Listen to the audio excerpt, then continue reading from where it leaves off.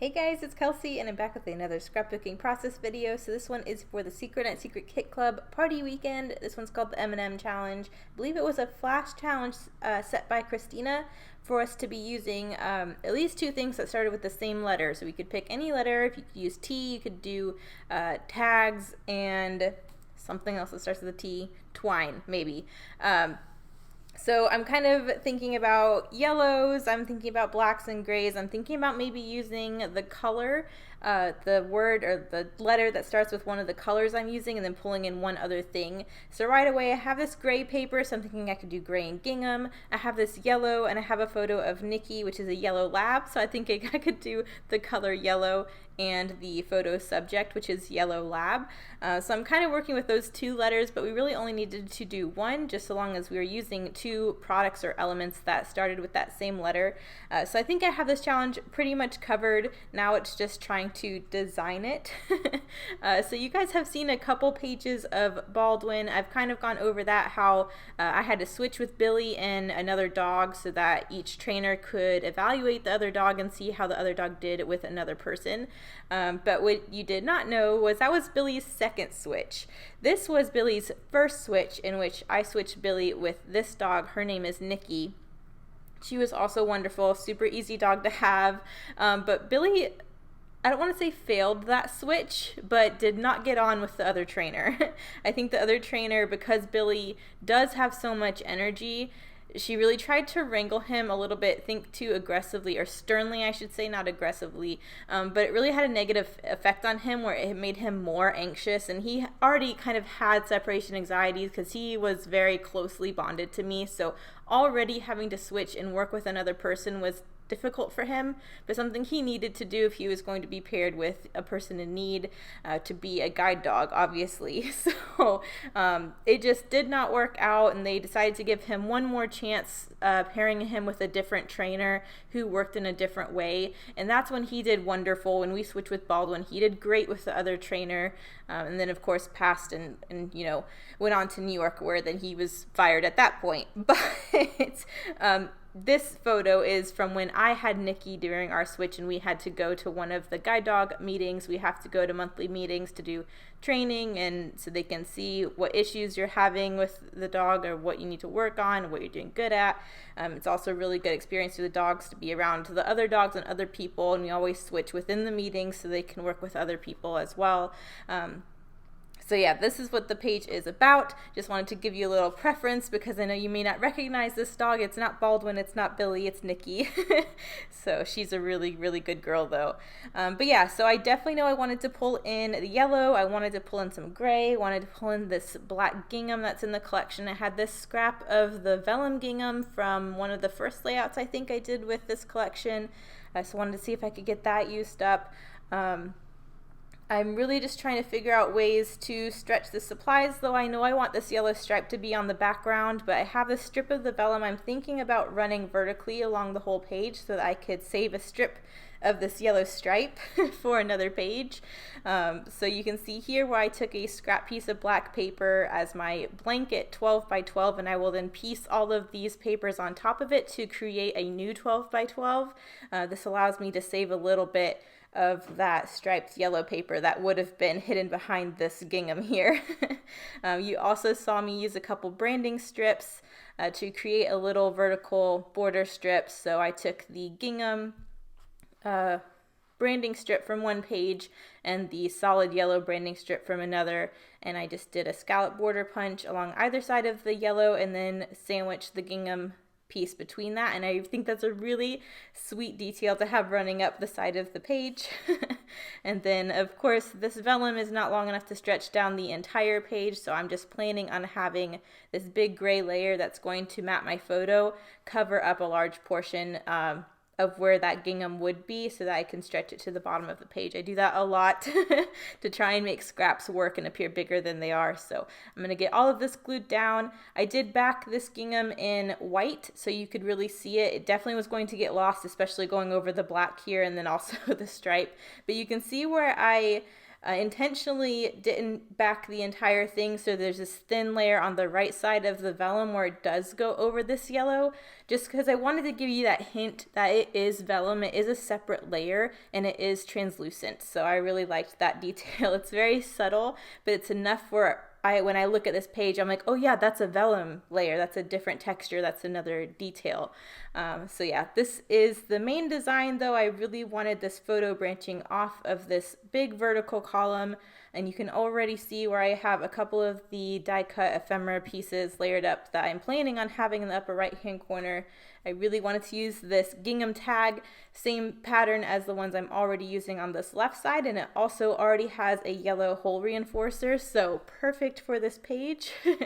And then there's that heart that I fussy cut from one of the pocket cards, and then I did put some foam on the back of this little label from the ephemera pieces that just says, "You are beautiful," because Nikki is beautiful. She's a gorgeous little yellow lab.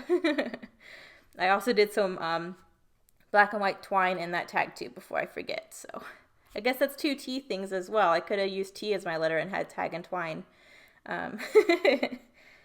So there's that. I definitely want to matte this photo and a couple more things. This gray is very plain, and I really like how it gives your eye a place to rest amongst all of these patterns, because there is a lot of patterns going on.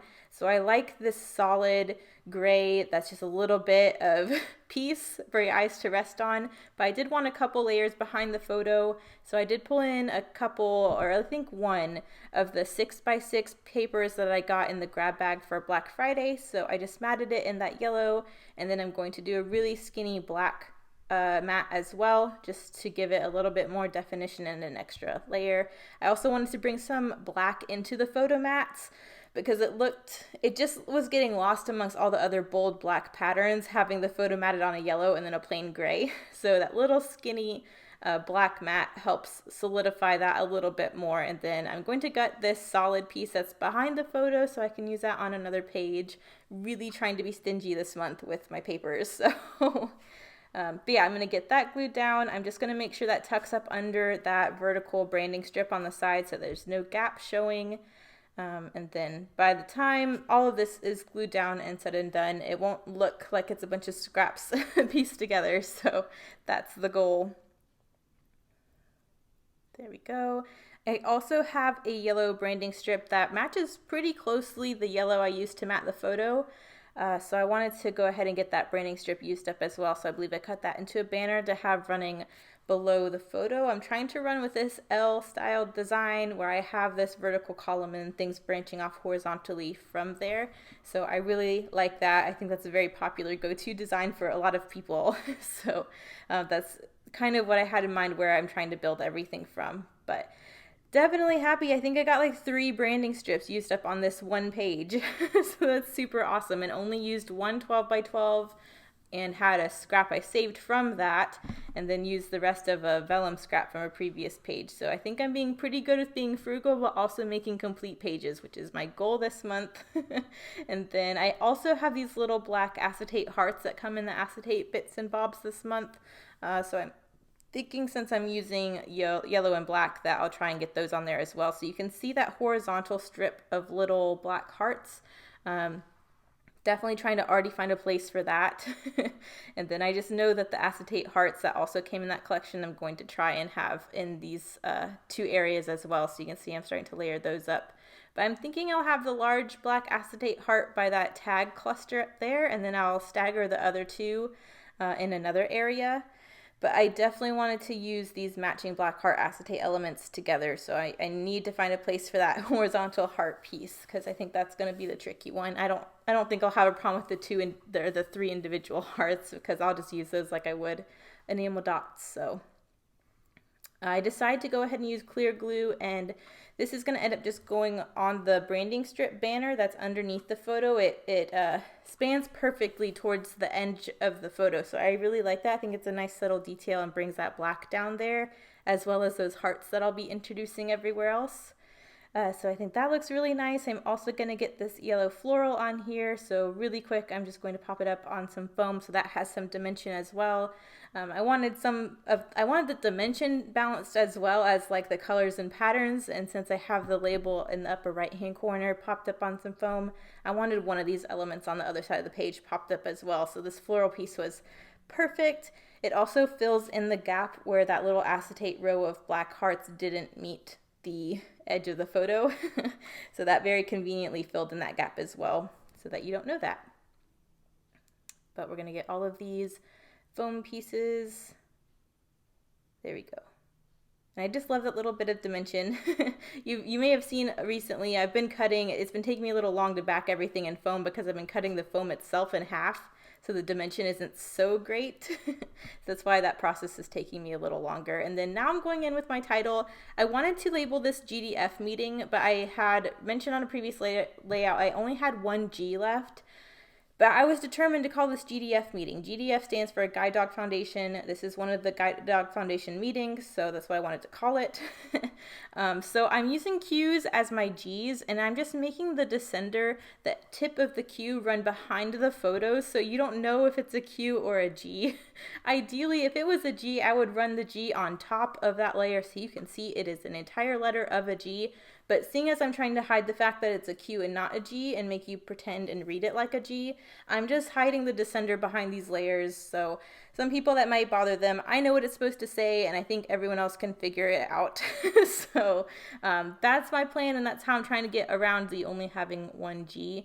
And it does look a little difficult to read from this overhead view, but hopefully in the close-ups you can see you really don't have a problem reading this at all. And then I'm going in with some black Nuvo drops to finish off my little clusters. I'm just going to do a little group of 3 in 3 separate areas, and I think that finishes off my page. So I almost messed up my Nuvo drops for the millionth time because I did not glue down this tag yet. So I'm going to go back and glue this tag down. That was a very, very close call because it almost smeared into that little grouping of Nuvo drops. But here are the close-ups. Thank you guys so much for watching. I am loving How to Kill a Kit with Style this month. I'm so happy we're back. So stay tuned for some more Jill collection. I'll see you guys in the next one. Bye.